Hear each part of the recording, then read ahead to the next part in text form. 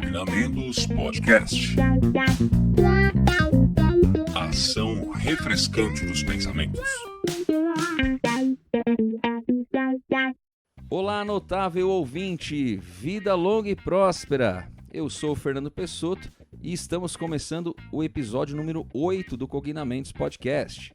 E antes de ir lá para o nosso programa, aquele recadinho que você conhece, então você sabe que aqui você vai ouvir sobre saúde mental, sobre cultura, enfim, sobre assuntos da atualidade, sobre psicologia e muitas outras coisas, né? Fica atento aí, se arruma aí no sofá, na academia, no carro, no busão, qualquer lugar, sinta-se em casa, sinta-se à vontade. Para começar, dando aquela força, já segue o nosso perfil lá no Instagram, que além desses posts aqui, já tá preparando, gente, tá vindo um material bem legal aí. A gente vai ter outros conteúdos, tudo vai ser divulgado lá no Instagram, tá? Lá no @cognamentos. Inclusive, as perguntas aqui para os nossos episódios, né? Eu sempre falo, se você tiver uma pergunta, vamos gravar esse assunto e tal. Então você pode mandar lá e só seguir a gente, você nunca vai perder nenhuma atualização. Favorita lá o nosso perfil, vai ser melhor ainda, tá bom? E você que já é de casa, você sabe que pode sugerir um tema, pode mandar pra gente lá no direct, pode mandar pelo Instagram ali, só falar pra gente, fique à vontade. Como esse episódio que nós vamos ouvir hoje. A Ana Beatriz, psicóloga lá de Brasília,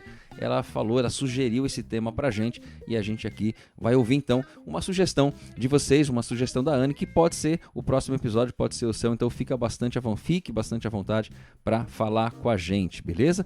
E se puder seguir o nosso perfil, o nosso podcast lá no Spotify e fazer a sua avaliação, vai ser muito bom, vai ajudar bastante a gente, dá aquelas 5 estrelas. Se você quiser, deixa o comentário naquele episódio que você gostar mais, isso ajuda muito. Eu já falei lá no Instagram há umas semanas atrás, acabou de sair alguns levantamentos de podcasts, e aqueles podcasts que são avaliados são mais recomendados. Parece óbvio, mas grande parte avassaladora dos podcasts acaba não tendo avaliações ou não acaba tendo avaliações suficientes. Quando eu falo avaliação, aquelas estrelinhas lá que contam muito pra gente. Então, se você puder ajudar nesse ponto, a gente viu que o algoritmo tá mandando para mais pessoas, tem pessoas que não seguem, pessoas que são de outros lugares, pessoas que estão chegando no Cognamentos pelo próprio Spotify, então isso ajuda bastante, dá aquela força lá pra gente, beleza?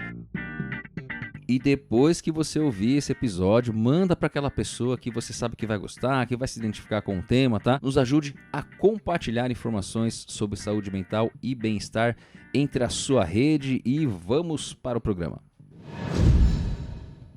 Bom, pessoal, e hoje esse tema foi sugerido por uma das nossas ouvintes aqui. Ela falou para a gente abordar um pouquinho a diferença entre a análise do comportamento e a TCC, né? E ser um pouquinho dessa diferença, que é uma diferença que eu vejo um pouco também em sala de aulas, os alunos perguntando e tal. Mas queria então pedir para as duas convidadas se apresentarem aqui pra gente e a gente começa o nosso bate-papo. Olá, tudo bem com todos? É um prazer estar aqui com esse podcast, respondendo a perguntas e trazendo conhecimento sobre a minha área do conhecimento que tanto sou apaixonada, que tanto acredito. A minha prática, a prática que eu escolhi para ajudar no desenvolvimento das pessoas, para acompanhar as pessoas. Então, é muito bom falar de psicologia, é muito bom falar com pessoas que querem aprender e é muito bom falar de psicologia comportamental, que é o meu dia a dia. Eu sou psicóloga, especialista em terapia por contingência de reforçamento, tenho uma especialização em saúde perinatal, educação e desenvolvimento do bebê, pela UNB, sou mestre em educação especial pela Universidade Federal de São Carlos, e estou aqui sempre aprendendo, sempre buscando novos aprendizados, novas buscas, que isso a gente nunca para. É sobre isso. Olá! Tudo bem com vocês? Primeiro quero agradecer o convite aí do Fernando, é um prazer estar aqui. Michele, é um prazer conhecê-la. Bom, eu sou Cássia, sou professora de psicologia já há bem uns 30 anos, melhor não entrar nesse detalhe, mas sou professora na Universidade de São Francisco, no curso de psicologia. Sou psicóloga clínica, trabalho com a terapia cognitiva. Atualmente eu tenho um núcleo na Universidade de São Francisco, que é o núcleo de atenção educacional e psicológica para todos os nossos estudantes. E lá eu cuido dos projetos que, de alguma forma, atendem aí os estudantes sobre a questão da saúde mental, problemas de ordem de estrutura de aprendizagem, estratégias e também todas as ações para acessibilidade, inclusão. Então, é um momento bem interessante na minha vida profissional. Eu também tenho mestrado pela PUC de Campinas, em psicologia escolar, e o meu doutorado em avaliação psicológica, pela Universidade de São Francisco também. E será um prazer aqui discutir um pouquinho, falar um pouquinho sobre terapia cognitivo-comportamental, fazer um bate-bola aqui com a Michelle. Espero que vocês gostem. Muito bem. Bom, muito obrigado primeiramente. A gente estava conversando antes aqui com elas, né? Vou me entregar aqui, mas a Cassinha, tadinha, ela foi minha professora. Acho que ela me pegou na época mais rebelde da minha vida. Eu questionava tanto. Alguns questionamentos eu lembro até hoje, alguns talvez eu traga comigo até hoje, mas estou aqui, né, atuando na TCC também, né, Cassinha? Então, assim, aprendi bastante. A gente se falou outras vezes também, né, em outros momentos, mas, enfim, estou muito feliz. E a Michelle, eu já falei algumas vezes para algumas pessoas, né, todo mundo sabe, mas ela foi minha psicóloga durante um período, me ajudou bastante, num período bem delicado. Enfim, são duas pessoas a quem eu tenho um respeito e uma admiração grande, né, e agradeço muito por estarem aqui gravando com a gente. Tá, muito obrigado. Eu acho que do início, pessoal, acho que é falar um pouquinho dessas áreas. Eu sei que ontem, como eu falei, eu estava dando aula, surgiu um pouco essa discussão, o que tem de diferente? As perguntas vão sempre nisso, né? Assim, tem técnica diferente? Não tem? Eu acho que a gente poderia, de repente, vocês dar uma explanação geral do que é a área, claro, dentro do nosso tempo que é possível, né? Mas dar uma explanação geral de recurso, de método, ou talvez de modelo que vocês trabalhem ali especificamente nessas duas áreas, para daí a gente começar a conversar, ter algumas perguntas aqui dos ouvintes e a gente vai inserindo aos poucos. Bom, falar de análise do comportamento, eu acho que a primeira coisa que eu acho que é o diferencial da análise do comportamento de todas as outras áreas, e talvez por conta disso as pessoas tenham uma aversão aí a ela, é porque ela tem um rompimento, ela propõe um rompimento com as psicologias tradicionais, com todas as áreas anteriores a ela e todas as formas de filosofia, de entender a psicologia como algo filosófico. Ela tenta partir dos métodos da ciência para basear a sua prática. Então, eu acho que essa é a grande ruptura que ela faz. Quando ela surge com modelos e perspectivas de laboratório. E as pessoas, elas têm talvez uma dificuldade de entendimento o que é a ciência aplicar, como trazer a ciência para uma prática clínica e trabalhar com uma metodologia científica muito diferente, né? Onde você não pode ter, por exemplo, uma análise estatística de população, onde a base de comparação é sempre o indivíduo pelo indivíduo, usando muitas vezes indivíduos de outras espécies, né, para corroborar aí com a compreensão e com o entendimento da ciência da psicologia.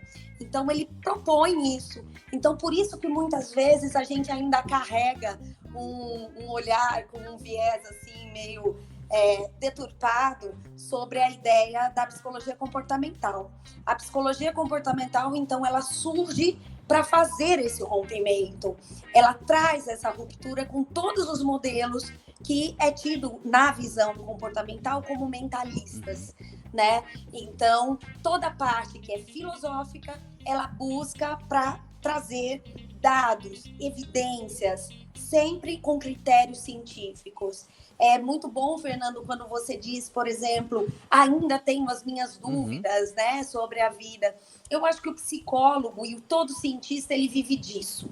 Eu sinto quando eu estou dentro de uma sala de aula, quando eu estou falando com os meus alunos, eu sinto grande parte a falta disso. Como a gente não aprendeu a perguntar, como a gente não aprendeu a se questionar. E falar sobre emoção, falar sobre sentimento, falar sobre as ações que a gente tem na vida, na verdade é o que mais a gente tem enquanto espécie de evolução e de diferencial das outras espécies. Então, que bom que a gente sabe perguntar e que bom que a gente continua perguntando. A diferença está exatamente no método, ou como a gente entende e responde essas perguntas, né? E o método científico é o método que a gente se utiliza como analista do comportamento para compreender e tentar responder essas perguntas. Então, é um pouco essa introdução, um pouco que eu queria falar sobre a análise do comportamento. É um pensamento voltado para a ciência, para a metodologia científica, tanto na tentativa de compreender laboratorialmente o entendimento do outro, como na clínica, a gente diz que utiliza um modelo científico, porque a gente não consegue fazer uma prática, né? A gente usa tecnologias da ciência, a gente busca encontrar uma tecnologia que abrace, por exemplo, todos os indivíduos e não só alguns, levando em conta cultura, levando em conta filogênese, levando em conta ontogênese. Então, tudo isso tem que estar dentro de um consultório. Obviamente que num laboratório você fará uma pesquisa sobre isso. E na clínica a gente vai utilizar isso como base para a nossa investigação, criando hipóteses, testando hipóteses, fazendo aplicações de intervenções, que aí são múltiplas. E aí a introdução é um pouco isso que eu gostaria de deixar. E até antes da Cassinha falar, mas uma ponto importante, Michele, que você já trouxe aqui, né? Quando você falou da questão da dúvida, e eu tenho muitas, né? Eu tenho um caderninho de coleção de dúvidas.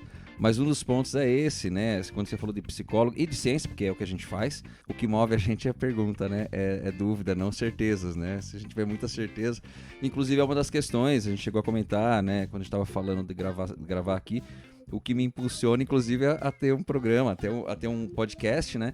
Pra gente conversar de uma maneira mais informal sobre assuntos que muitas vezes são densos, né? Em termos de método, como você falou, enfim. Já partimos daí. Mas lá, Cassinha, o que você queria... Eu tô chamando de Cassinha, tá? Desculpa aí, é intimidade mesmo. Acho que eu nem consigo chamar você de Cássia. Professora Cassinha, é isso mesmo. Eu chamei você sempre Cassinha, não tem como. Desde a faculdade, então... Mas diga lá, Cássia. Não tem como. É professora Cassinha, a minha identidade está aí, viu, Fernando? Mas olha, acho que a introdução, né, que a Michele faz é muito importante, assim, porque traz um pouco, já logo de cara, essa condição do porquê a TCC, por que a gente fala terapia cognitivo-comportamental ou terapia comportamental-cognitiva, depende muito das traduções que nós encontramos aí dos manuais e dos textos. Mas isso que a Michele falou é muito importante, porque são abordagens que, de alguma forma, nasceram no contraponto da filosofia mentalista, né? De todo aquele amparo de compreensão do fenômeno psicológico que tem lá toda uma estrutura determinada e que vem muito na base aí, por exemplo, das abordagens psicodinâmicas, não é? Então, análise do comportamento, terapia cognitiva, essa condição, né, da comportamental com a cognitiva, agora a terceira onda, né, terapia de aceitação e compromisso, por exemplo, e outras, seguem esse princípio da ciência, de olhar o fenômeno psicológico dentro de uma estrutura que vem num propósito de colocar o indivíduo em primeiro plano, com uma condição de construção da identidade, com princípios já testados, mas que compreendem aí também a humanização desse contato, a possibilidade de um tratamento profundo, que eu acho que isso também é muito importante a gente falar, porque não na verdade, que são abordagens que nasceram na sua essência. Eu costumo brincar com os alunos, já para se contrapor à psicanálise, porque elas já nasceram com esse propósito. Né? Isso é ótimo. Então, desde a sua raiz... Verdade. Não é? Desde a sua raiz já tem essa condição de falar, não penso muito assim, não. O Skinner, sempre naquela condição da saúde, ao invés da doença, a sociedade, o coletivo, o funcionamento coletivo, fatores universais, a descoberta do reforço, que mudou a concepção a respeito do comportamento humano. Claro que depois, né, um pouco depois aí do surgimento da psicanálise, que vinha com essa estrutura, né, da doença, das pessoas adoecerem. Então a gente tem um contraponto importante que historicamente também acontece porque elas nasceram em locais completamente diferentes, né? Segunda Guerra, Estados Unidos. Então, assim, enquanto um estava lá prosperando, o outro estava definhando. Então, assim, tudo isso justifica a história das abordagens, não é? Situar isso eu acho tão importante, né? Como a Michele coloca. De uma forma um pouco mais específica, a terapia cognitiva, ela, principalmente do Beck, ela vem também, ela surge aí por meio de pesquisas e também controles importantes, mas dentro de uma suposição que o Beck fazia, que talvez o método que ele utilizava por muitos anos fez com que ele questionasse um padrão cognitivo predominante. E que esse padrão, depois das pesquisas que ele realizou exatamente em ambulatórios, ele começou a perceber que esse padrão ele se inclinava muito mais de uma relação desse cognitivo com o ambiente do que dessa relação com instâncias inconscientes, por exemplo, porque a gente sabe que o Beck também vem de uma estrutura de formação em psiquiatria na psicanálise, não é? Então, ela também tem aí uma condição muito forte de comprovação científica, de testagem e retestagem, exatamente de um método de investigação. Então, é um ponto que se assemelha nessa estrutura. E aí eu acho que fica muito interessante a gente falar de terapia comportamental cognitiva, porque me dá a sensação, e nesses anos todos de clínica, o quanto essa forma, esse método, eles se complementam. Quem opta pela cognitiva, pela análise do comportamento, ou agora, nossa, né, estou fazendo um curso importante de terceira onda, tem que ter o mesmo princípio, de entender que nós estamos trabalhando com um ser humano, uma pessoa biopsicossocial, que as relações sociais interferem diretamente nos meus comportamentos, os modelos são essenciais, as minhas relações se estabelecem em níveis de compreensão, aprendizagem. Então, esse princípio, ele é fundamental para quem deseja entender um pouco mais da abordagem ou até trabalhar com ela. Seja de uma forma mais específica a análise do comportamento, ou seja aí na terapia cognitiva ou suas ramificações. Acho que só uma questão que talvez venha, né, assim, no sentido, nem acho que é uma diferenciação, mas que venha aí no sentido de uma bifurcação da análise do comportamento, que a terapia cognitiva, ela vem aí de um estudo importante, né, de trabalhar a questão das crenças. E o Beck, ele vem aí, né, de um estudo do cognitivismo e também passa para a terapia racional emotiva comportamental e aprofunda os estudos depois que se conhece o conceito de crença. E a partir daí ele começa a falar, olha, não é só crença, ela pode ser irracional, ela pode ser mais adaptada, ela também acontece em níveis, e esses níveis, eles estão todos na consciência, mas eles têm interferências diferentes. Então, a crença central tem uma interferência diferente da intermediária, até porque elas se formam em momentos diferentes da estrutura do desenvolvimento humano. Eu acho que esse é um detalhezinho aí, tá? Que muda, sim, no método, tá? Mas acho que a gente comunga de uma estrutura própria. Não, legal. E eu queria até já, que eu sei que a Michelle já vai falar em cima disso. Aliás, que você estava dando aula disso ontem, níveis de cognição, níveis de processamento cognitivo, né? Mas olha só, que eu sei que a Michelle já vai falar disso e a gente recebeu uma pergunta aqui que pediu para não sei porquê, mas a gente respeita, pediu para não se identificar, né? Então eu falei assim, não fala meu nome não sei, tem vergonha, mas se a análise do comportamento não considera o pensamento, eu achei uma ótima pergunta, porque talvez quando a gente fala análise do comportamento, a gente fala terapia cognitivo, comportamental, então o comportamento está nas duas, de maneira básica, mas assim, eu achei uma ótima pergunta, assim, né, de não considera ou como é considerado, enfim. Acho que você pode falar, se responder ou complementar alguma coisa que a Cassinha estava falando, mas já coloquei essa pergunta aqui também.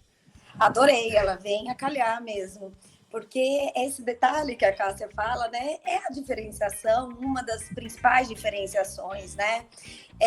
Para o Skinner e para análise do comportamento, ela tem, eu brinco, né? Eu utilizo a metáfora do átomo. Depois que você coloca o óculos do antecedente, resposta, consequência, que a gente chama de tríplice contingência, a gente não consegue mais ver mais nada diferente disso.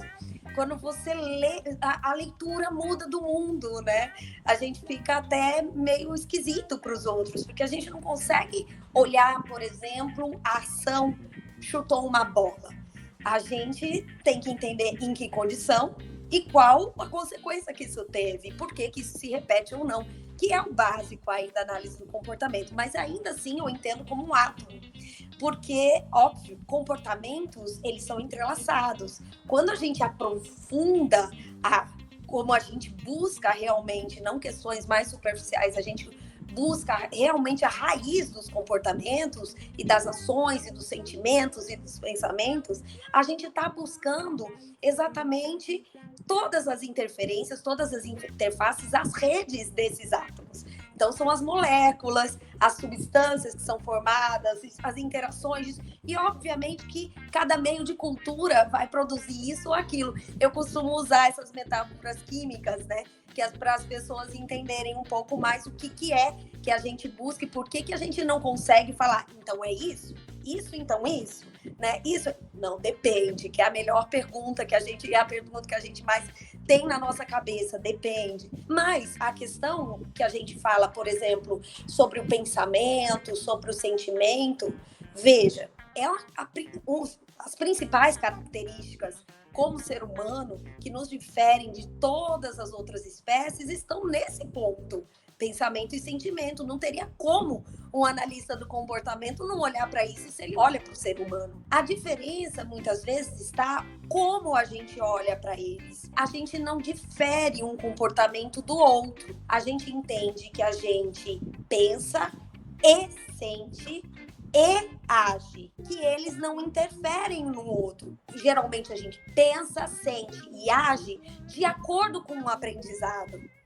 O mesmo estímulo, ele pode produzir pensamentos, sentimentos e ações diferentes. Muitas vezes eles estão juntos, a gente encontra padrões sobre eles mesmo, e que é muitas vezes o que o método da cognitivo consegue abarcar, porque ele tá ali, ó, encontrei esse padrão, tá aqui, esse junto com esse, olha aqui. Só que o que a análise do comportamento propõe é a avaliação dessa tríade. Como é que ele aprendeu a pensar? Como é que ele aprendeu a sentir? Como é que ele aprendeu a fazer? Então é essa a nossa pulguinha atrás da orelha que fica nisso. O Skinner, ele traz um livro maravilhoso, que é um livro que eu amo, que é o comportamento verbal. E quando ele trabalha o comportamento verbal, e para quem fala que a gente não considera o pensamento, esse livro é gigantesco, né? E muito gostoso de se ler. Ele vai falar sobre os intraverbais. E esses intraverbais, ele nomeia, ele dá a chance da gente entender que aquilo é o pensamento. Como é a construção desses intraverbais, a construção. Muita dificuldade as pessoas têm também, vou colocar aí o meia-culpa, né? Com a análise do comportamento, porque existe uma ruptura da linguagem também. Então, quem busca paralelos, quem busca, então o id do Freud era isso, não vai encontrar, porque ele busca uma filosofia diferente do entendimento das coisas. Então pensamentos são os intraverbais? Também não vai encontrar. Então ele busca trazer em cada um dos comportamentos que são selecionados, que são queixas, um estudo sobre aquilo. E me facilitou muito. Adoro os nossos millennials, né? E as técnicas de pensamento e de construção que eles conseguem da verbalização e da descrição da comunicação dos pensamentos, porque para mim me facilitou muito. Ao invés de pensar linearmente, pensar em matriz. São matrizes, né? São matrizes. É um pensamento matricial que a gente vai buscando. E pensamento, sentimento e ações fazem parte dessas matrizes. Então, desconsidera? Jamais. Considera, sim, considera e aprofunda isso também. tá? Então é nesse sentido aí. Não sei se ficou claro. Sim, então tá ali, né?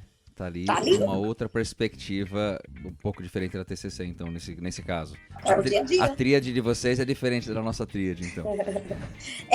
Esse é o ponto de diferença, né? Porque o comportamental não entende que um comportamento tem hierarquia sobre o outro, né? E esse eu acho que é o ponto. Entendi. E, na verdade, o ciclo do comportamento se dá de uma forma um pouco diferente. Aliás, você estava falando aqui, me lembrava muito até alguma questão ligada, talvez, à neuropsicologia, assim, a neuro, pensando em até memória do sistema nervoso central ali, enfim, talvez se aproxime um pouco até disso, quando você usa essa metáfora aí, para mim faz bastante sentido. Um ponto importante, acho que da junção do que as duas falaram, tanto que a quanto do Michele, é o método. É ciência, então a ciência pressupõe um método, né? Pressupõe um trabalho em cima de um método, né? E por isso que se evolui, por isso que muda, quando a Cassinha falou terceira onda. Aliás, para quem está ouvindo, nós teremos um conjunto de episódios só sobre a terceira onda, né? A gente vai fazer sobre essas temáticas e tal, mas esse é um ponto, né? Assim, você tem um método, por isso que ele vai se atualizando, se ajustando, por quê? Porque as pessoas vão mudando. Aí a Michele citou a questão dos milênios, o quanto houve mudança, o quanto houve de mudança social, eu que trabalho com avaliação especificamente, avaliação psicológica e neuropsicológica, do ponto de vista cognitivo, quanto eu tenho que atualizar as técnicas e entender aquilo que a população vai mudando, né? Efeito Flynn, aumenta a inteligência, agora está diminuindo, enfim, né? A média do QI mundial, mas só nesse ponto, né? Assim, o método, né? O método tem a ver com isso e por isso ele evolui, porque tem um método, né? Eu acho que esse é um ponto que une bastante isso, né? E eu vou aproveitar então, agora colocar uma pergunta em comum. A Bruna mandou pra gente aqui. Pode utilizar tanto na C quanto na TCC para acompanhar crianças com TEA? Qual é a diferença? E aí a gente já sabe que a gente conversou um pouquinho antes, né? Questões de metodologia, mas essa pergunta surgiu ontem na aula, né? Eu estava dando uma aula, né, fundamentos da TCC, basicamente, a segunda aula da disciplina, e surgiu um pouco essa questão, né? E o TEA não verbal na criança, como é que funciona? Como é que você vai trabalhar cognição? E aí, Cassinha, por isso eu lembro muito das aulas que você dava para mim, porque eu fazia esses questionamentos também, e acho super pertinente questionar. Né? Eu falo que eu prefiro trabalhar com o que os alunos trazem do que ficar jogando conteúdo, né?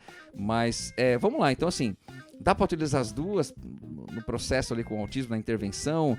Como é que você trabalha uma criança, eventualmente, que não verbal? Como é que a gente vai trabalhar a técnica cognitivo-comportamental? Enfim, aí a gente sabe que o ABA é baseado no modelo da análise de comportamento, né?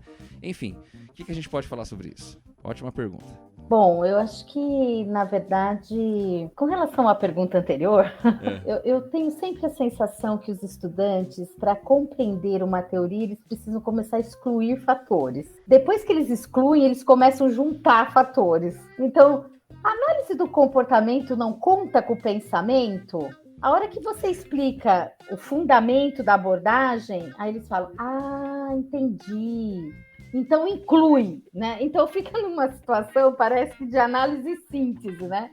Inclui ou exclui? Inclui ou exclui, não é? É o pensamento dicotômico. E na verdade nós falamos de uma condição muito mais complexa, que é esse olhar sob a perspectiva, que eu acho que só o tempo, talvez a nossa maturidade enquanto pessoa, enquanto profissional mesmo, que a gente vai entendendo a importância da perspectiva, porque da mesma forma eu trabalho com as crianças com TEA, né? Eu vejo que, de fato, a ABA é um método incrível para que as crianças com autismo possam ter acesso às próprias competências para lidar com os desafios do dia a dia.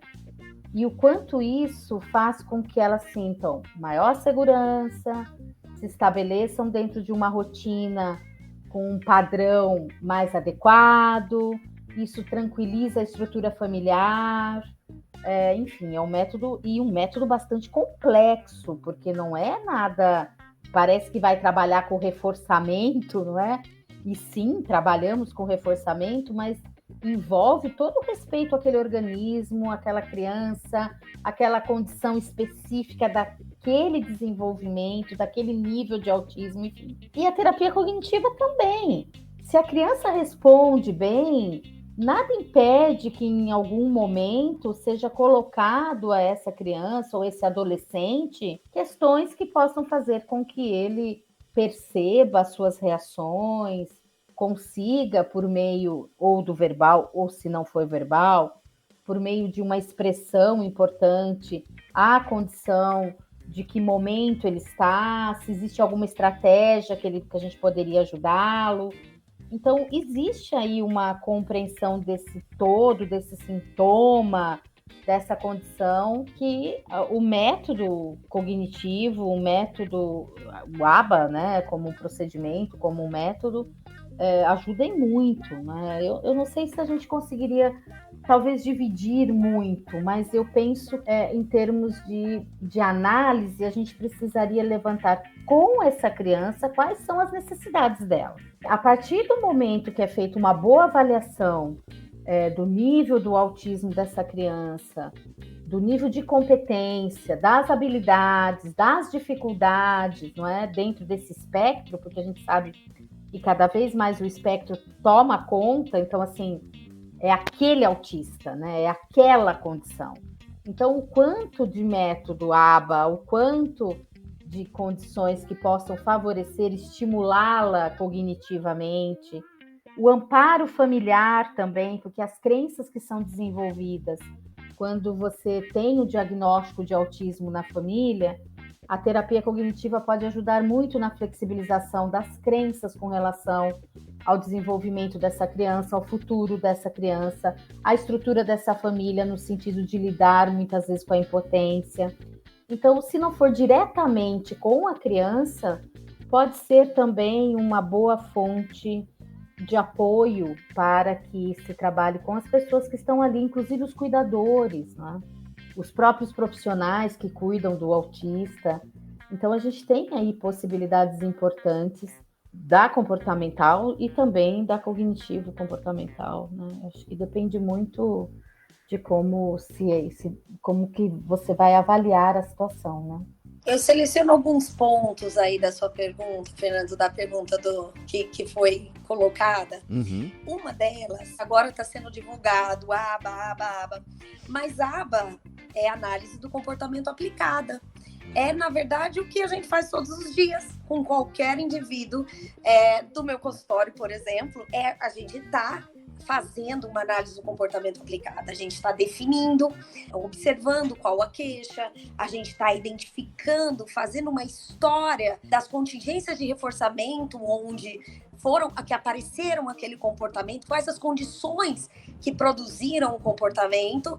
E eu brinco, né? Eu gosto de usar as metáforas assim para quem está começando e para algum, porque ninguém é obrigado, né? Ninguém é obrigado a entender todo esse psicologuês que a gente faz, né? A gente né? Mas os nossos clientes, em sua maioria, não são obrigados a entender esse psicologuês. Eu brinco que é como se a gente estivesse fazendo uma reforma. A gente precisa entender de que material foi feita aquela casa, de que tijolo, em que condição, se estava quente, se estava frio. Que às vezes um iglu, ele está muito bem preparado e satisfatoriamente adequado para aquelas condições de inverno, mas se eu colocar ele no Brasil, ele não vai funcionar. Então, a gente precisa considerar e entender isso. E a análise do comportamento aplicada, ela vai olhar para esses aspectos. Ela vai colocar todos esses pontos. E ela vai definir essas condições. Na ideia, qual é o objetivo e quais os procedimentos que ela vai utilizar para cada um daqueles comportamentos. E mais, o que é legal? Os indicadores, novamente, aquela questão que a gente fica buscando na ciência. Vocês que trabalham aí com a parte de avaliação, vocês sabem o quanto é importante a gente nós nos basearmos nas nossas vivências, nas nossas experiências, né? Mesmo que a gente, às vezes, utilize um autorrelato como metáfora, uma coisa ou outra, isso pouco importa. Na verdade, a metáfora, ela é utilizada como indicador, como medição, como parâmetro, como comunicação e como estrutura de reforçamento, mais do que aí a gente encontrar eu acho, ou segundo, né, a filosofia de não sei o quê, e parâmetros que não estão ali no aqui e agora, que não nos permite ter segurança se a nossa intervenção está sendo eficaz ou não. 100% a gente não consegue realmente selecionar, diferenciar variável independente de dependente quando a gente faz, tem milhares de pesquisas falando sobre isso, né? A gente não consegue, mas minimamente a gente faz essa tentativa. E como a gente vai trabalhando com evidências, né? As evidências vão nos mostrando que sim, que a gente tem funcionado muito bem. E aí o segundo ponto é como é interessante quando existe as questões de desenvolvimento atípico de todos os tipos, todos os níveis, como a psicologia comportamental ela fica em destaque, né? Porque parece que todo mundo consegue enxergar aquele comportamento, coisas que estão em todos nós o tempo todo, os comportamentos que estão adequados, inadequados, típicos e atípicos. É claro e que a gente utiliza os mesmos métodos. Então aparece porque você consegue determinar nestes comportamentos objetivos em comum com a população. Aquilo que você está olhando é a mesma coisa que a mãe, que o pai, que o vizinho, que a sociedade também quer de mudança daquele indivíduo. Então é como se a gente colocasse uma lupa para o comportamento, uma lupa para esse caminho que a gente utiliza, até de certificar-se, né? Eu acho que isso é tão importante para o indivíduo em que está em terapia quanto para a gente, né? Que a gente se certifica se aquela hipótese está adequada, se esse método realmente está funcionando, né? Se a gente não precisa fazer, a gente avalia e reavalia o tempo todo. E as pessoas, elas buscam, nós psicólogos, principalmente quando a gente é recém-formado, a gente busca protocolos ou situações ou técnicas mágicas que fala o que eu faço. E não adianta, psicólogo tem que perguntar, psicólogo tem que questionar e não vai encontrar aquela técnica que funciona para todos, não vai encontrar. A gente encontra pensamento e tecnologias que podem funcionar para muitos, mas a gente não vai encontrar. A gente tem que entender que não dá para falar, olha, usa esse protocolo aqui, usa isso daqui que vai dar certo. Se não houver filosofia de um cientista, uma filosofia científica por trás, não vai dar certo. Ou dará certo como, às vezes, como, sei lá, como sorte, ou como tudo que a gente utiliza aí, né, na vida, que pode dar certo ou não pode dar certo. Mas o que a gente busca como analista do comportamento é essa certeza, que a gente nunca chega nela, mas a gente busca. Então é um pouco isso. Legal demais. Acho que, mais uma vez, né, a gente está falando de práticas, basicamente práticas ligadas ali a evidências científicas e tal. E aí vocês tocaram num ponto, a Cassinha falou, e agora a Michelle falou de novo, a questão da técnica, do uso, da pesquisa. Né? Em essência, né, a gente trabalha muito disso, porque cada caso, embora a gente tenha ali curva normal, né? A gente tem o que funciona para a maior parte dos casos, é ali que a gente vai focar, obviamente, mas em muitas situações a gente tem que abrir mão de outros recursos. Aí, obviamente, quanto mais você tiver formado, mais tiver atualizado no modelo teórico, nos estudos atuais, não adianta aprender na faculdade lá, beleza, tá bom, né? A gente sabe que isso é insuficiente, né? E aí, eu acho que uma coisa que a Cássia falou, eu tenho falado isso nas aulas, que bom, né, tá vendo? Acho que não tá tão fora assim, né? Mas que ela falou, que a Cassinha falou, sabe, você sabe a técnica, você sabe o modelo, mas aquele seu paciente, aquele seu cliente vai exigir uma demanda diferente que, se você entende que você não tá replicando o técnico, replicando o modelo, porque muita gente acaba fazendo isso por falta de experiência, acho que no começo da profissão é normal, no começo da carreira, mas você adequa para aquele paciente, você tem que entender como aquele modelo funciona naquele paciente. Você não fica preso a uma técnica, porque uma das questões que eu ouço na TCC, né, é muita técnica, muito quadradinho, é muito do jeito, tem que fazer sempre assim. Eu falei, não tem que fazer sempre assim. É claro que tem uma metodologia, senão a gente ia no ponto de ônibus e conversava com as pessoas, né, não precisava de método, não precisava de ciência para isso. Mas acho que é um ponto, acho que atravessa um pouco o que vocês duas falaram, e eu obviamente vou aproveitar para colocar a outra pergunta aqui, que foi a Laura que mandou. A Laura é minha aluna lá na graduação, e ela falou assim, achei ótimo essa. A gente pode falar da TCC também, tá, Cassinha? Porque essa é uma pergunta que eu também ouço em sala de aula da TCC. Sobre testes, acabei de descobrir que a AC não considera usar. Ela não falou que não pode, mas falou que não considera usar, né? Então, enfim, a gente pode começar falando da AC, mas isso também é um tema bastante interessante a gente falar dentro da TCC, né? Bom, temos 2 pessoas aqui com doutorado na área de avaliação, inclusive. Então, mas diga aí, Michele. Tô frita aqui, né, Fernando? Não pode falar mal da avaliação, hein? Mas não falarei nunca, né? A questão, na verdade, é para quê? O negócio é que função, né? Que função teria esse teste para aquele indivíduo? Qual é a dúvida que você tem sobre aquilo? É entender realmente que a avaliação, ela tem um papel.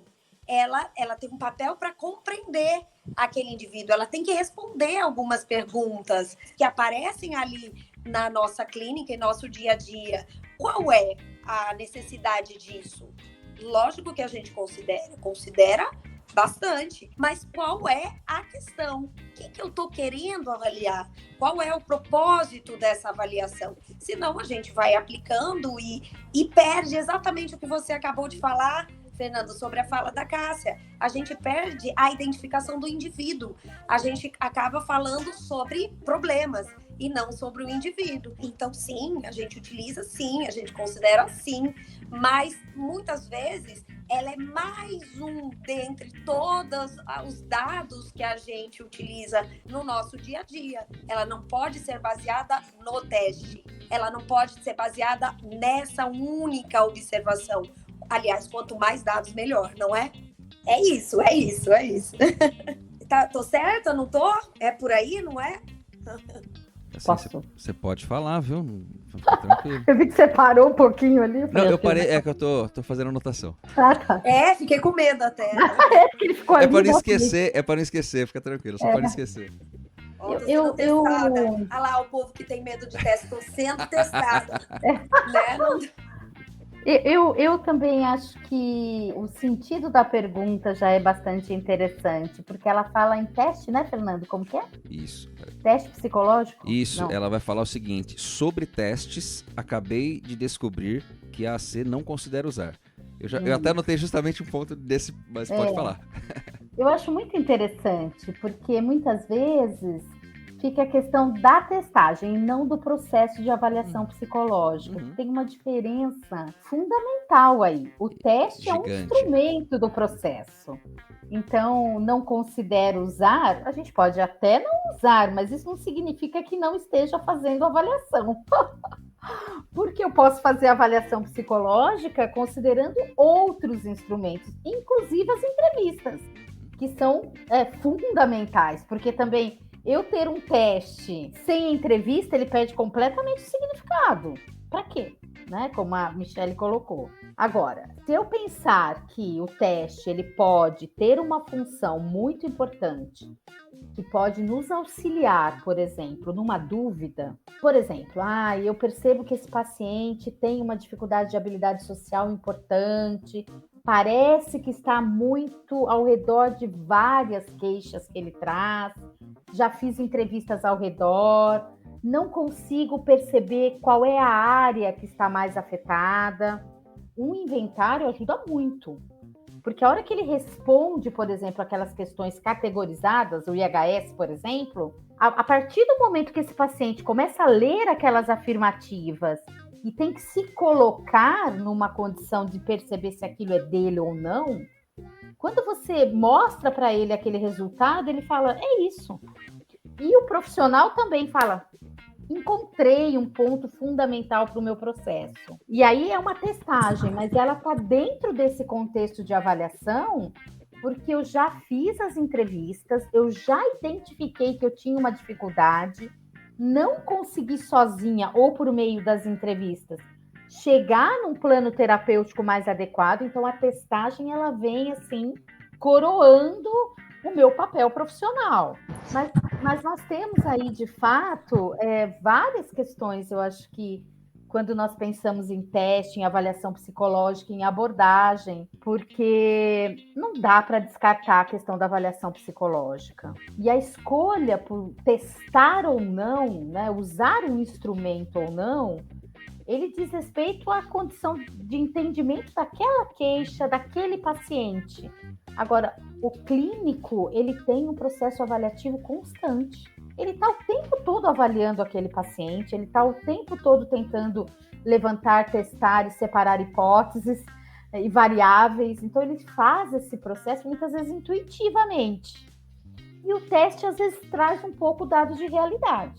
Acho que essa questão também é importante. A importância dos indicadores, né, Cássia? Os indicadores, Eu acho exatamente. que, independente de qualquer coisa, como a gente tem vários, né, várias formas de avaliar, inclusive e colocando a importância dos testes, mas sempre a ideia de indicadores. O que não pode é não se basear nisso, né? Eu acho que aí a gente começa a ter um processo mais intuitivo e que não é o nosso papel. Nosso papel não é trazer isso, é realmente trazer esse foco. Qual é o indicador que eu tenho? E, nossa, quantos testes. É claro que a gente tem preferências para alguns testes ou para outros, de acordo com a abordagem que a gente... A visão, inclusive, do próprio psicólogo sobre aquele paciente, sobre o entendimento e a compreensão que ele tem da queixa e, às vezes, os métodos que ele consegue fazer a avaliação ou não. Importante ele saber se ele consegue ou não, que é uma outra habilidade de usar a ferramenta, né? Que o psicólogo tem que estar sempre se reavaliando. Será que eu tenho essa competência? E é sempre uma necessidade buscar essa avaliação. Olha, eu não consigo aqui, até aqui eu consigo fazer a avaliação. A partir daqui, eu preciso de outros métodos, outros indicadores que eu não sou competente para observar. E aí são tantos, né? Seria esquisito se a gente conseguisse, né? Olhar tantas coisas, ter esse olho de biônico até, né? Não temos. Né? Não temos. Agora, eu acho que na TCC nós temos um outro aspecto que também vale a pena a gente, de alguma forma, colocarmos. Que nós, de alguma forma, os manuais de terapia comportamental cognitiva, se a gente pensar, na sua grande maioria, apresenta os transtornos. E aí, a intervenção com base nos transtornos. E aí, o que acontece para que eu possa chegar em um diagnóstico, de alguma forma, eu tenho que avaliar. E talvez não essa avaliação tão implícita, tão global, como eu penso que tem que ser. Mas, muitas vezes, o profissional, na sede do diagnóstico, ele acaba utilizando de instrumentos apenas e corre um risco tremendo, né, de dar um diagnóstico e fazer toda uma intervenção em cima de algo fechado e que pode ter uma hipótese completamente errada. Hoje, com as comorbidades e com os transtornos e tudo mais, fica tão difícil, não sei vocês aí com a prática clínica, mas na minha prática aqui com a clínica, eu tenho tentado me afastar cada vez mais, porque toda vez que eu penso, nossa, eu estou falando de que transtorno de humor, eu caio numa besteira enorme, porque o transtorno de ansiedade já está associado, transtorno de personalidade nem se fala, pós-pandemia, então, a gente já não sabe se é depressão maior ou não, enfim.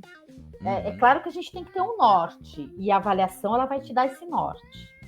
Mas a gente tem que tomar muito cuidado para não usar um instrumento como um aliado da minha intuição. Ai, Cássia, é perfeito. É muito mais Boa. complexo. Adorei essa frase. Vou botar um corte essa frase. Adorei.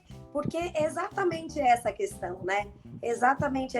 E talvez por conta disso, as pessoas associam a análise do comportamento longe, porque a gente não está baseada nos transtornos, né? A gente está interessado. O transtorno pode caber nela, claro. Faz parte daquele indivíduo. Mas não é isso que a gente trata, como a gente falou ali, né? Nós acompanhamos processo de vida. Nós estamos trabalhando com processos e não com isso ou aquilo. Então, a gente tem que entender também o dinamismo também de um processo de vida.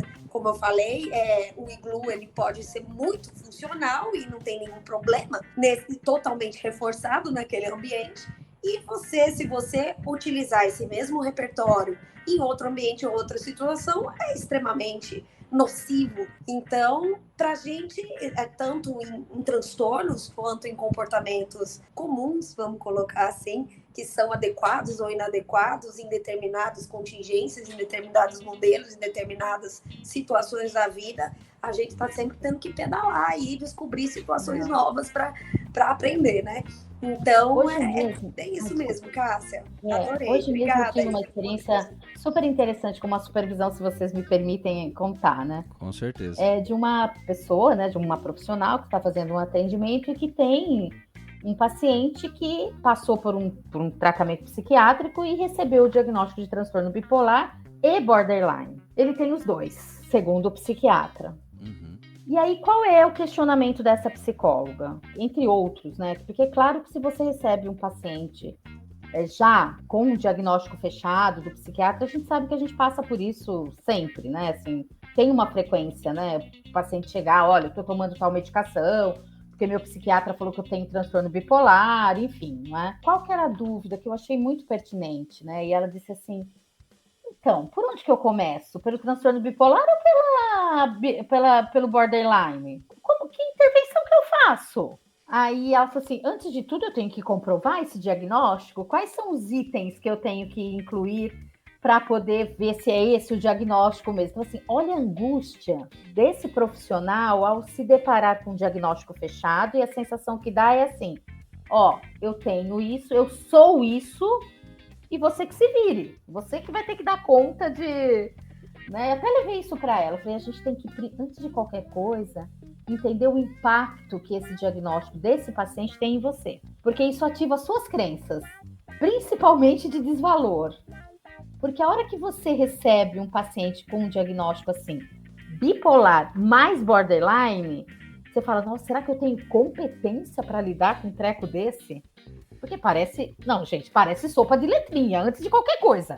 É uma sopa de letrinha. E parece muito estranho também, né? Então, enfim. mas assim... Mas a pessoa está em sofrimento, né? A gente precisa ajudar. Exatamente. Aí eu falei, mas escuta, a gente tem que pensar nas origens dos transtornos, são origens diferentes, são etiologias diferentes. O transtorno bipolar vem de uma natureza de humor, de alguma questão ali no humor. O borderline é um transtorno de personalidade, ele vem de uma outra origem. Tudo bem, o psiquiatra pode ter entendido que isso se encontra em algum ponto, mas o teu papel é como que esse paciente está com esse diagnóstico? Como que ele recebeu esse diagnóstico?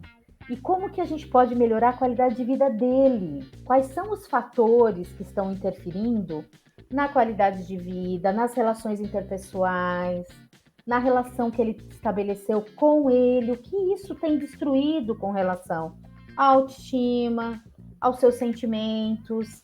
Esquece um pouco isso e tenta olhar para esse paciente dentro dessa estrutura. E aí sim, a avaliação psicológica pode te ajudar, não para que você conteste ou debate o diagnóstico, mas para que você possa, de alguma forma, compreender quais são os fatores que determinam as características dele. Porque um diagnóstico tão complexo parece que dá a sensação de uma unidade. Quem é essa pessoa, né, que está procurando a psicoterapia? E é o diferencial que a gente tem comparado ao psiquiatra. Então, assim, se eu entrar na onda do psiquiatra e trabalhar o transtorno, eu não faço a psicoterapia.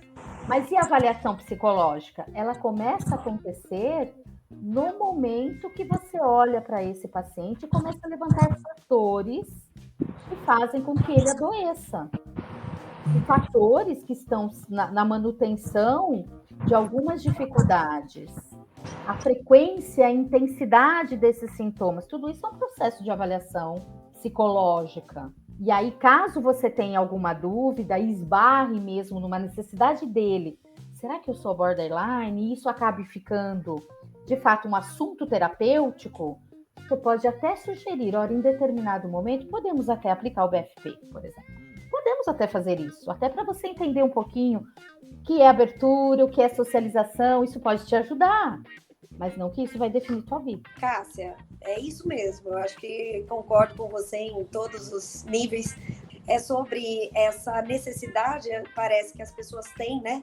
De dar... Parece que o paciente, quando ele tem esse diagnóstico, a função... Entender primeiro a função que esse diagnóstico ele tem para um psicólogo e a função que isso tem para um psiquiatra. são funções completamente diferentes. Novamente, falando de análise funcional. O psiquiatra necessita compreender todos esses aspectos para medicação, para um direcionamento do trabalho dele, que vai trabalhar esse transtorno. Um psicólogo, ele precisa disso para um entendimento do contexto, da contingência na qual esse indivíduo está, tanto, novamente, na ontogênese quanto na filogênese desse indivíduo. Então, a gente precisa compreender como é que ele enxerga, como é que ele pensa, quais as construções e todos os aspectos que se relacionam a isso. Então, tendo isso no foco, bem-vindo. Não tendo isso no foco, para quê? A importância que eu vejo, na verdade, muitas vezes, para o nosso cliente. Parece que quando ele tem esse diagnóstico, ele fala, ufa, eu me encaixo em algum lugar. Então, às vezes, se tiver essa função, ok. Mas alguém já pensou, já entendeu? Existem outras pessoas que são assim como eu? Tá, vamos fazer? Vamos trabalhar? Eu sei que na pandemia, você citou aí, Cássia, na pandemia é incrível, assim, como você falou das comorbidades, eu tive que lidar com, acredito que todos nós, né, tivemos que, com tantas comorbidades, com tantos transtornos que eu nunca nem tinha visto na vida. Será que pode isso com isso com aquilo? Gente, calma. E parecia mesmo, um monte, que não encaixava em lugar nenhum, nem sei se vai encaixar algum dia, se alguém está fazendo alguma pesquisa sobre o assunto, por favor, me avisem, né, que eu quero ler sobre isso. Porque realmente são coisas inéditas ali. Óbvio que seriam inéditas. A situação era inédita. Então, para a gente comprova mais ainda o quanto todas essas, inclusive descrições de transtorno, elas estão associadas a uma cultura, a uma necessidade, um ambiente que descreve esses comportamentos como típicos, atípicos, quanto o sofrimento se encaixa nesse transtorno ou não. Então, é um pouco sobre isso, né? É muito comum, a gente falou de TEA, hoje a gente recebe, acho que diariamente, né, o aumento dos diagnósticos de TEA. É incrível, né, o quanto tem aumentado o diagnóstico em crianças, adolescentes e adultos com esse comportamento, né? E é interessante quando a gente passa por uma discussão realmente, o que está determinando esse comportamento? É o ambiente em que está? É a mudança alimentar né, no planeta? É o que é? É tudo junto, né? E a gente vai descrever muitas vezes que esse comportamento, ele de alguma maneira está sendo reforçado pela contingência social.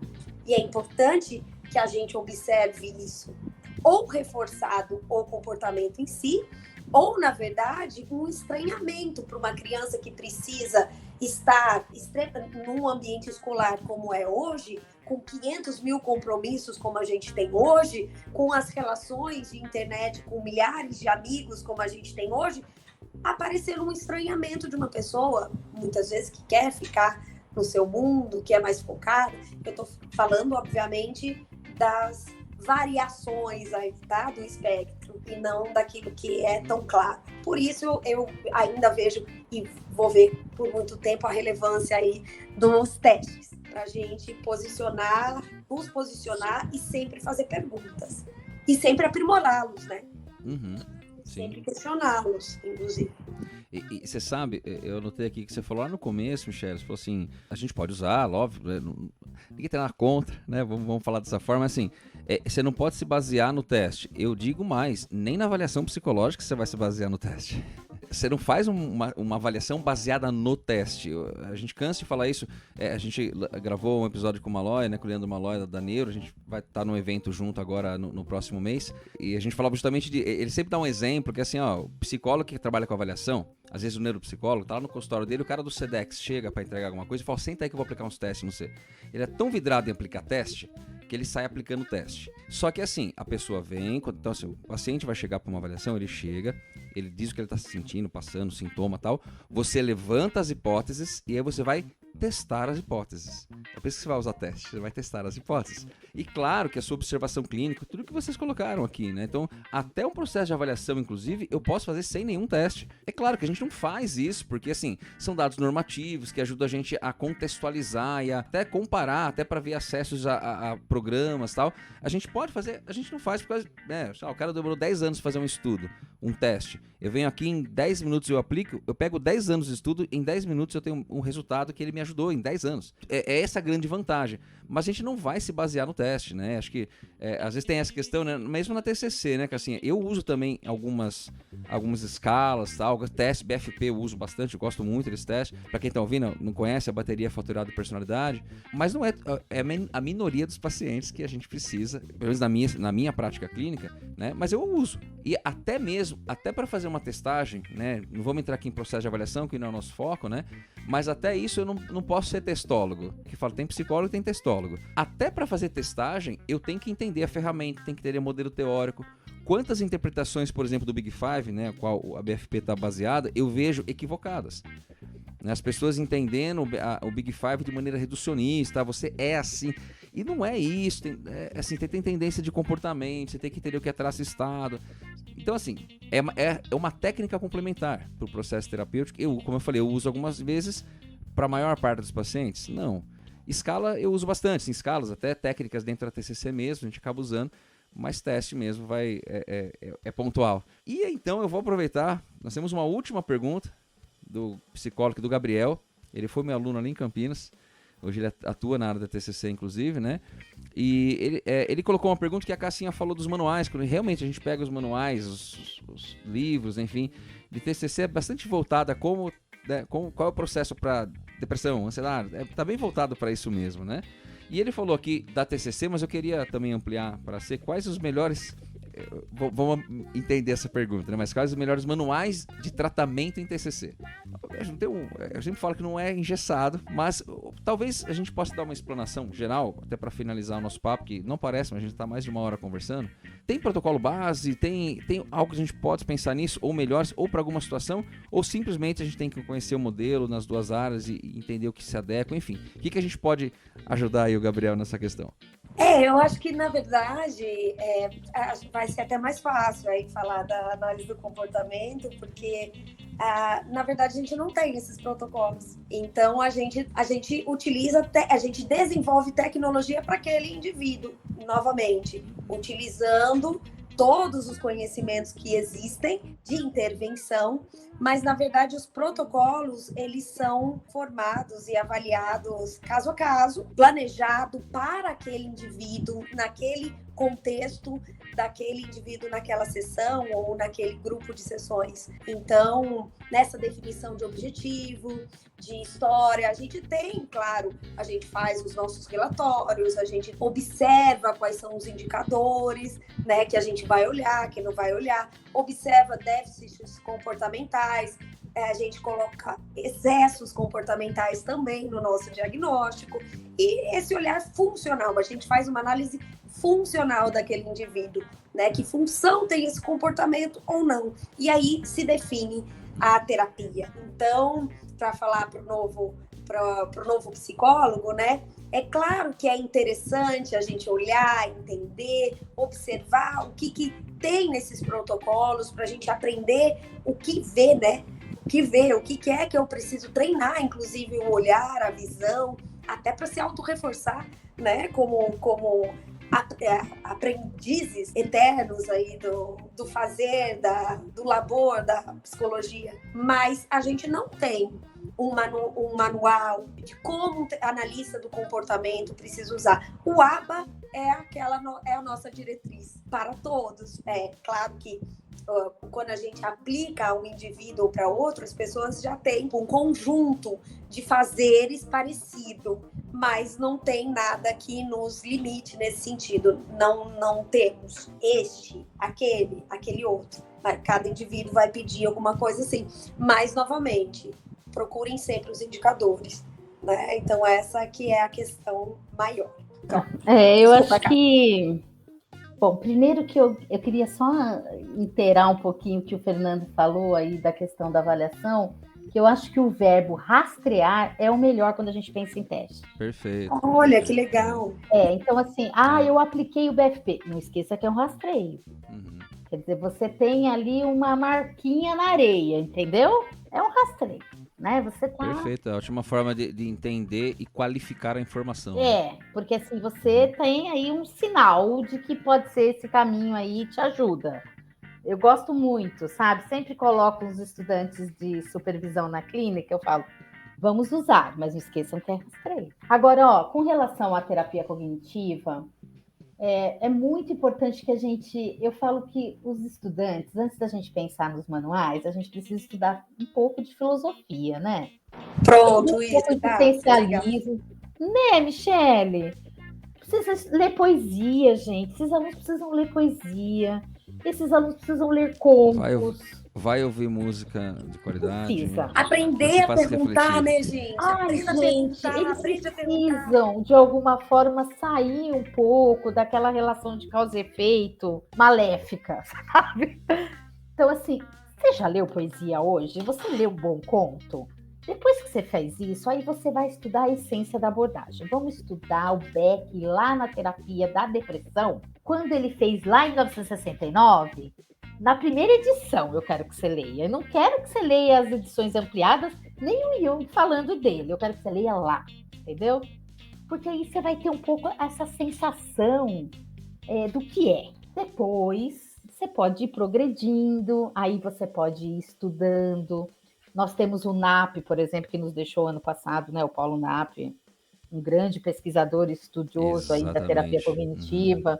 Ele deixou algumas preciosidades para a gente. Um deles é o manual de terapia cognitiva, o modelo que ele compara com a psiquiatria.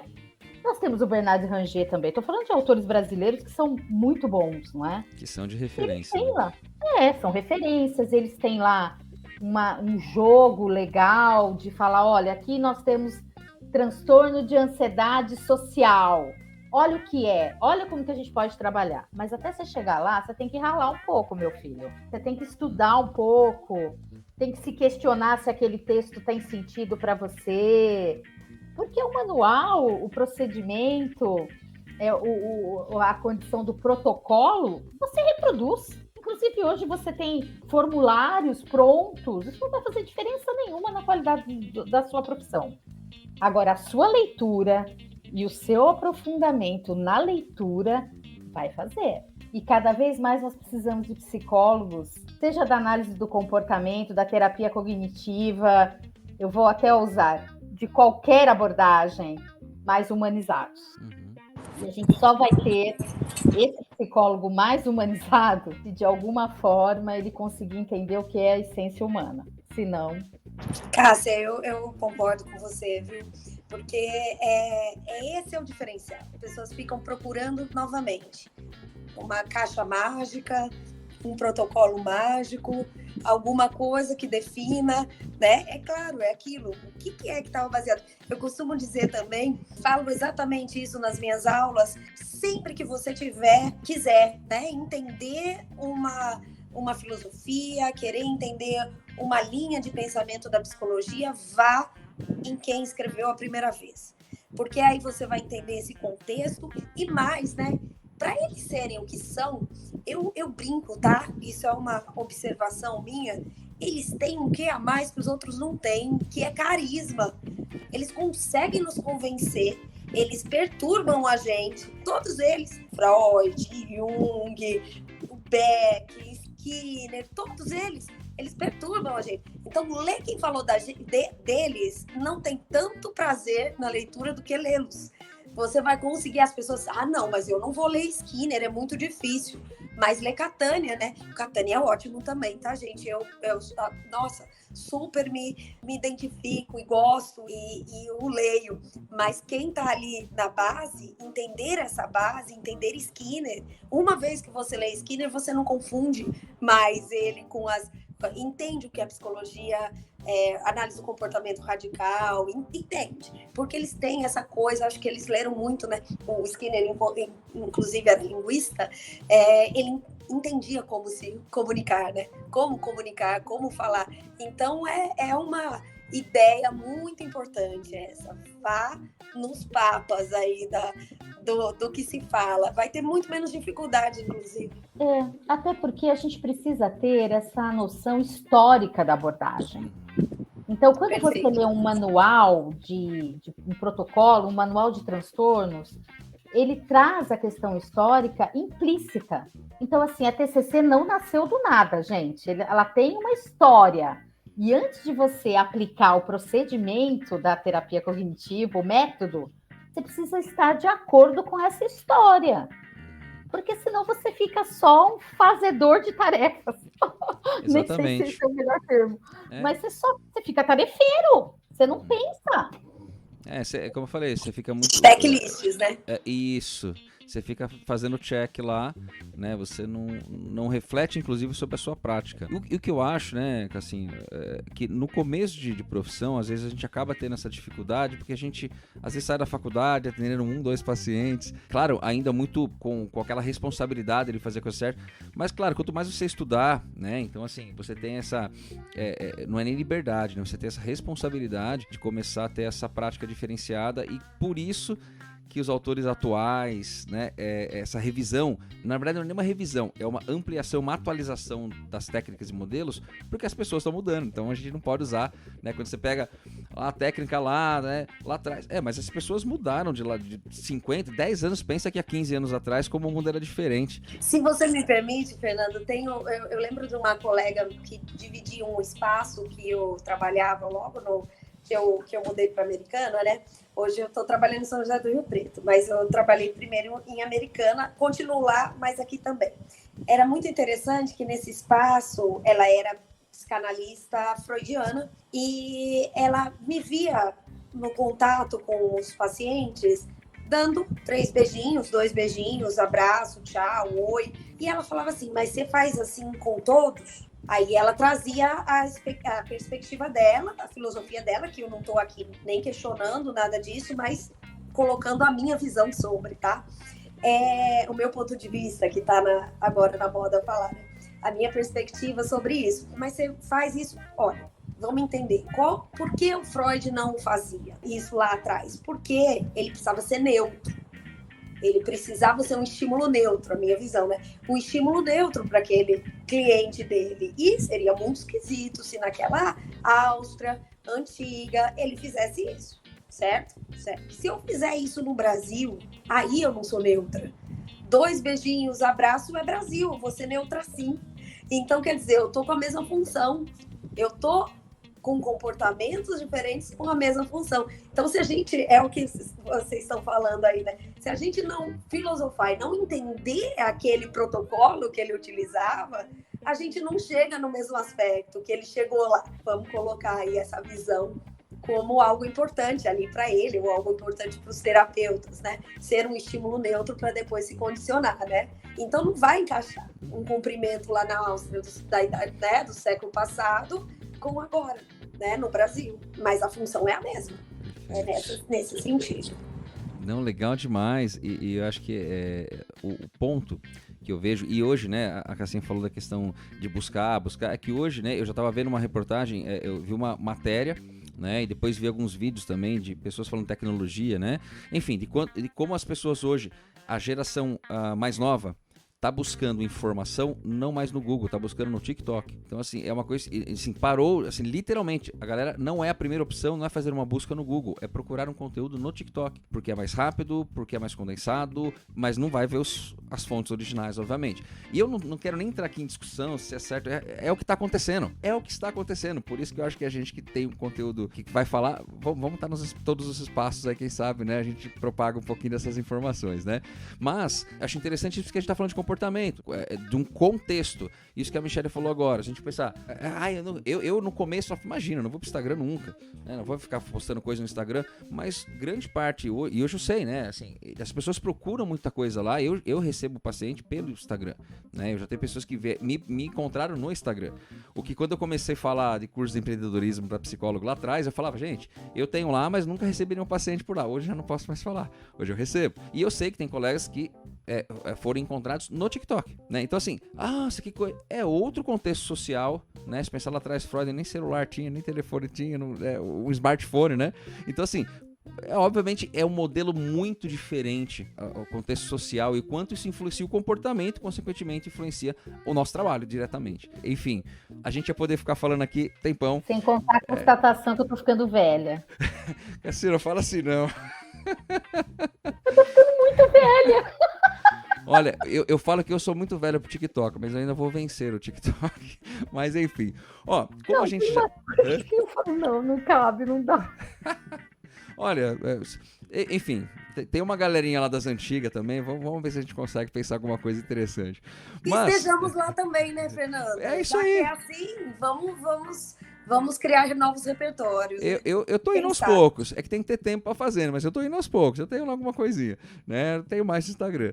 Mas, gente, pra gente finalizar o nosso papo, pessoal, primeiramente, assim, poxa, eu ficaria aqui conversando a tarde inteira, até o final da tarde, mas não dá. Então, a gente sempre busca, pra quem quiser aprofundar, as pessoas que estão ouvindo, né, quem quiser investigar um pouco mais, saber aprofundar um pouco mais o que a gente tá falando aqui, a gente tem a nossa sessão do hashtag o Fale-me Mais Sobre Isso, que é uma frase que psicóloga adora falar. Quem quiser entender um pouquinho mais, que dicas que vocês têm pra dar pra quem tá ouvindo a gente e, enfim, poder aprofundar um pouquinho.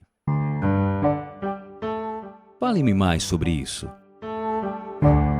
Bom, recém-formado, estudante de psicologia. Primeira coisa, façam psicoterapia. É fundamental que vocês façam a psicoterapia de vocês. Uma outra dica, vocês têm total liberdade para escolher a abordagem com que vocês vão trabalhar.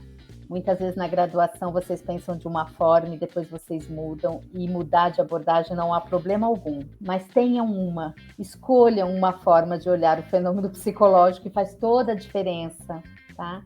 Independente de qual, mas escolham, se permitam falar, essa abordagem fala muito de mim, é assim que eu vejo o mundo, isso ajuda muito, tá? Dentro da cognitiva, dentro da proposta da cognitiva, estudar Beck é muito importante, terapia racional emotiva. Também acho que a terceira onda tem sido assim, um grande ganho para a gente. Eu tenho estudado bastante terapia de aceitação e compromisso, e acho que vale a pena a leitura. E como eu falei, talvez dentro dos manuais, eu fico com os nacionais aí, fico com o Paulo Napp, até em memória, em consideração a todas as palestras e cursos que eu fiz com ele. E o Ranger, que está aí, né, é um psicólogo atuante, que estuda tanto a questão da terapia cognitiva. Eu acho que vale a pena em termos de manuais, assim, se você tem interesse em estudar os transtornos. São dois autores interessantes, bons, brasileiros e que nos ajudam aí. Bom, como analista do comportamento, também eu acho que aceito todas as opiniões da Cássia aí, eu vou reiterá-las, porque é tudo muito importante, sim. Acho importante também a questão que eu falei no começo. Não deixem de fazer perguntas, tentem criar novas linguagens, né? Não cheguem com nomes de comportamentos, com situações como se aquilo, a descrição que o seu cliente vem trazendo, ela fosse universal. Entenda o que para cada cliente aquela fala significa, aquele sentimento significa. Então, focar no seu cliente, realmente entender, usar realmente a ciência a seu favor, não ter esse orgulho da questão do não errar. A gente vai errar e a gente vai errar sempre. Eu sei que todo psicólogo tem essa sensação, né, de que tá ali de alguma forma sendo uma fraude, né? Por que a gente sente isso? Isso é muito, eu tô falando porque eu recebo muitos clientes que trazem essa sensação, eu própria e tantos outros, porque, na verdade, isso é só um reflexo de que a gente está se questionando, isso é só um reflexo que a gente sabe que a gente não sabe tudo, e a diferencial é exatamente esse, que hoje a gente tem uma visão melhor do que a de antes, e a aplicação, ela tem que estar sempre, é a nossa condição de aprendiz o tempo todo. A gente trabalha com abordagem de aprendizagem e a gente não se considera aprendiz. Não, a gente não vai conseguir entender tudo. A gente vai precisar pedir ajuda, sim, para tantas técnicas, para tantos olhares, por tantas visões. Leiam sempre. E leiam sempre os papas aí, de que trouxeram pra gente o que é que ele viu. Eu sempre busco assim, o que é que ele viu que eu também tô vendo aqui, né? O que é aquele cara lá no século passado ele viu que eu tô vendo aqui também, gente? Alguma coisa tem de igual aqui. Vamos entender o que é que eles estão dizendo. sempre curiosidade, sempre foco naquela, dê importância para aquele sofrimento, dê importância para aquele pensamento, para aquela atitude, e se cuidem também, né? Que não é fácil o nosso trabalho, não. Então, como você falou, Cássia, procurem sempre estar se atualizando e cuidando dos seus próprios comportamentos, das suas próprias, né, dos seus próprios valores, dos seus próprios pensamentos, das suas próprias ações. E tenham certeza que você sempre vai errar e tem o caminho aí, escolhendo uma abordagem que diminui esse caminho, esse processo. É isso. Perfeito. Já que a gente falou um pouco de gerações e que isso, né, talvez aqui no final, o quanto é importante, né, a ciência evoluir, então acompanhar isso. Tem um vídeo muito interessante, o nome é Will I Want to Be Young, que ele traz as gerações. Eu vou colocar o link para quem está ouvindo aqui, o link vai estar aqui no post, vai estar lá no Instagram lá. Mas ele traz um pouquinho isso, o quanto, desde os baby boomers, as mudanças que foram acontecendo sociais e o quanto se impacta nas mudanças das pessoas. Então, o quanto qualquer linha, né, dentro da psicologia vai precisar se adequar a isso, porque a gente trabalha com pessoas, né? Eu sempre falo isso no começo de aula, começo de curso, né? Gente, a gente tem um campo de trabalho muito restrito, a gente só pode trabalhar onde tem pessoa, não tem gente, né? Então, quer dizer, trabalha praticamente todos os contextos, a gente vai estar lá. Esse vídeo, ele é bem interessante, ele traz um pouco esse contexto, o desenvolvimento histórico, como isso aconteceu, tá? Então fica aí essa dica também. E vou colocar alguns autores que vocês colocaram, vão estar aqui, gente, quem tá ouvindo, lá no Instagram também vão ter os nomes, então quando a gente fizer o post aqui, só ir dar uma olhadinha, uma conferidinha lá. Do mais, agradeço muito, poxa, que papo gostoso, obrigado mesmo, tá, de vocês terem aceito estar aqui gravando com a gente. Sei que, né, eu achei que foi até fácil conseguir conciliar as agendas, que eu achei que ia ser mais difícil, né, mas agradeço muito a disponibilidade e a generosidade de vocês conversarem aqui com a gente. Obrigadão mesmo. Obrigada, Fernando. Obrigada, Michele. Eu que Aqui agradeço. Um abraço também. Foi um prazer. Prazer foi meu também, viu, Cássia? Obrigada por contribuir aí e, novamente, estamos sempre aprendendo, né? Então, foi muito gostoso. Foi para você, Fernando, mas foi para mim também. Beleza, né? Muito obrigada aí por essa tarde e espero ter contribuído. Obrigada. Com certeza. Valeu.